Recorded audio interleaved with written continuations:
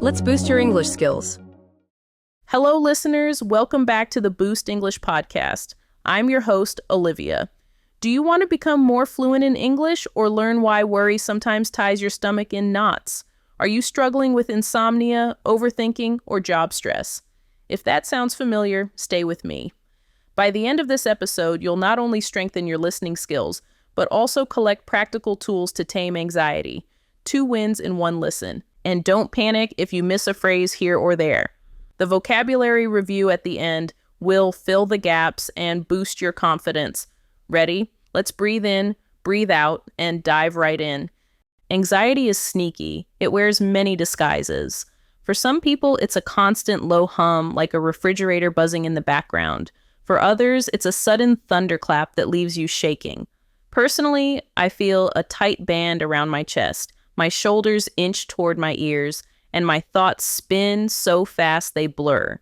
How about you? Do you ever get a weird flutter in your stomach before an exam, or feel your heart thump against your ribs at bedtime? That flutter has a name: palpitation. Your body is pumping out adrenaline so you can run from danger, even when the only threat is an unread email.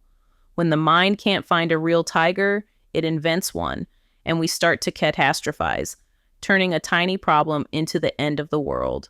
Left unchecked, the cycle feeds on itself. Rumination, those repetitive, stuck thoughts, keeps the worry wheel spinning while cortisol, the stress hormone, courses through our veins.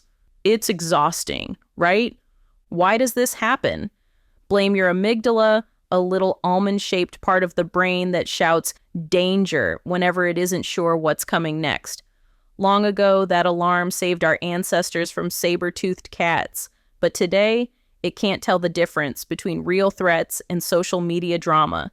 Constant notifications, 24-hour news, and perfectly filtered photos convince us that everyone else is thriving while we're drowning.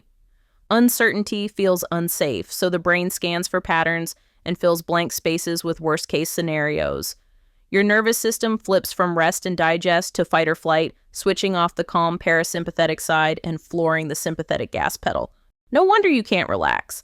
The good news is we can retrain that system. I'm going to share 5 coping mechanisms that have helped me and hundreds of students move from panic to peace. First, the 4-7-8 breath. Inhale gently through your nose for 4 counts. Let your belly rise. Hold for 7 while picturing a calm lake at sunrise. Then exhale through pursed lips for 8, emptying every last drop of air. Repeat 4 rounds. This simple pattern slows the heartbeat, lowers blood pressure, and signals the nervous system to stand down. You can pull it out on a crowded train or right before a big presentation and nobody will notice. Try it now. 4, 7, 8. Feel the difference? Second, grounding with the 5-4-3-2-1 technique. When your thoughts race, pause and anchor yourself to the present. Name 5 things you can see. Maybe the blue mug on your desk, a tiny crack in the wall, a plant leaf catching sunlight, a stack of books, the pattern on your shirt. Touch 4 things: the smooth surface of your phone, the texture of your jeans, the cool desk edge, the warmth of your coffee cup. Identify 3 sounds, 2 smells, and 1 taste. This sensory scan yanks your attention out of the imaginary future and plants it firmly in the tangible now. That's mindfulness made easy. Third, worry scheduling. Pick a fixed 10-minute slot each day, say 7:30 p.m. During that window, let the worries flow. Write every fear in a notebook, big or small, rational or wild. When the timer rings, close the book and put it away. If a worry pops up at noon, say, "Not now, see you at 7:30. Delaying concern often shrinks its power because the amygdala calms down when it sees there's a plan. Strangely liberating, right? Fourth, meaningful movement. You don't need a marathon medal. Short bursts work wonders. A 5-minute walk, 10 jumping jacks, or a quick yoga flow flushes stress hormones and releases endorphins, nature's built-in mood booster. I keep a jump rope by my desk. 90 seconds of skipping turns nervous energy into a pleasant warmth. What movement could work for you? A dance break in your kitchen, maybe? How about you? Fifth, the digital sunset. At least an hour before bed, power down screens. Yes, even that last scroll through social feeds.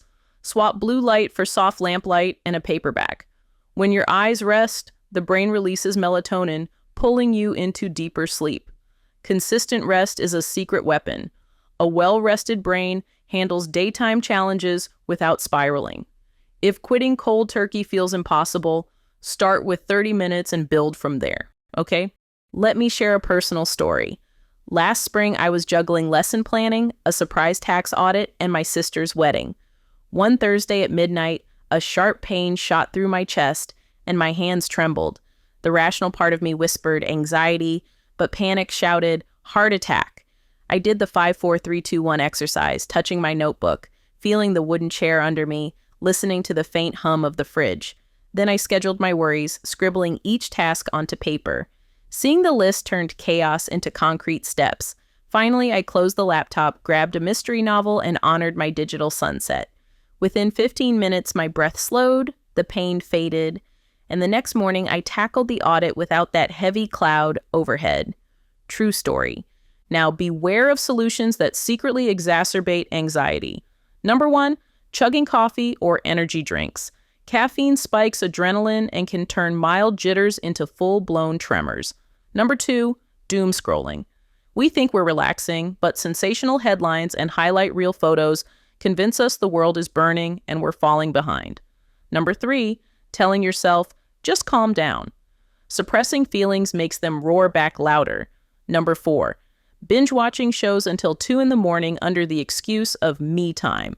Sleep debt jacks up cortisol, and the next day your mind is even shakier, so you reach for more shows, more chips, and the wheel keeps turning. Number 5, late night self-diagnosis on health websites. Cyberchondria. Reading worst-case scenarios about every twinge hijacks your imagination, pushes your amygdala into overdrive, and leaves you convinced that a simple headache is a brain tumor. Instead, name the emotion, pick a coping mechanism, and guide the energy out. Sound fair? So, what tiny step can you take today? Tonight, stick a note on your screen that says, lights out at 10. Follow through just once and see how you feel in the morning. Tomorrow, practice 3 rounds of 4-7-8 breathing before lunch. The next day, set your 10-minute worry appointment. By day 4, put a smooth pebble in your pocket and use it as a portable anchor whenever stress flares. On day 5, drink a full glass of water the moment you wake up. Hydration calms the nervous system more than most people realize. Day 6, jot down one thing you're grateful for. Gratitude nudges the brain towards safety and optimism. Day 7, add a 5-second stretch every time you stand from your chair. Roll your shoulders, reach for the ceiling, breathe. None of these moves are dramatic, but small actions repeated rewire the brain. Picture training a puppy. Gentle consistency shapes new behavior. Your mind works the same way. All right, next, let's answer some questions from you, our listeners. The first one I hear a lot goes like this.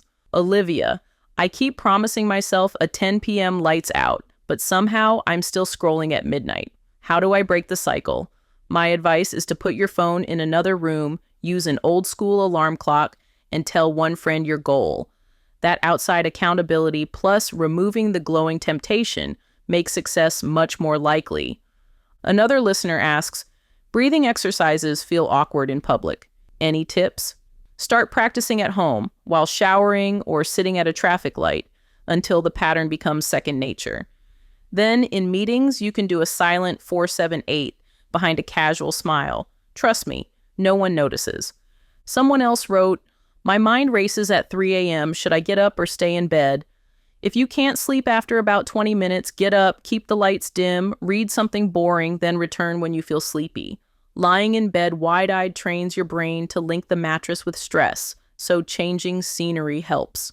A fourth question says, exercise actually spikes my anxiety because my heart races. What should I do? Begin with gentle movement, 5-minute walks, stretching, or yoga. Tell yourself that the faster pulse is training, not danger. Gradually lengthen the session so your brain learns that a racing heart can also mean safety and strength. And finally, how do I know when to reach out for professional help instead of self-help? If worry stops you from doing daily tasks, steals your sleep for weeks, or triggers panic attacks, it's time to call a counselor or doctor. Expert guidance can speed recovery and keep burnout at bay. Before we wrap up, let's unpack a few challenging words from today. Catastrophize means to imagine the very worst outcome again and again. Palpitation means a rapid or uneven heartbeat that you can actually feel. Amygdala means the small part of your brain that detects danger. Rumination means thinking about the same problem on repeat without finding a solution. Parasympathetic means the body system that helps you rest and digest. Grounding means using your senses to connect with the present moment. Endorphin means a natural chemical that lifts mood and eases pain. Cortisol means the stress hormone released during fear. Mindfulness means noticing the moment without judgment. Exacerbate means to make a problem worse. Anchor means a simple object or action that steadies your attention. Coping mechanism means a healthy strategy you use to manage stress. See? Vocabulary victory. Okay, friends, that's our time for today. What do you think? Which technique will you try first? Tell me in the comments so we can cheer each other on. If this episode brought you a little peace, give it a thumbs up and share it with someone who could use a calmer day. And subscribe so you don't miss our next lesson. Remember, mastering English and calming anxiety both work best through small, steady steps. Keep breathing, keep learning, and keep believing in yourself. I'm Olivia, signing off from Boost English. See you next time, and until then, stay kind to your mind and take that one small action today.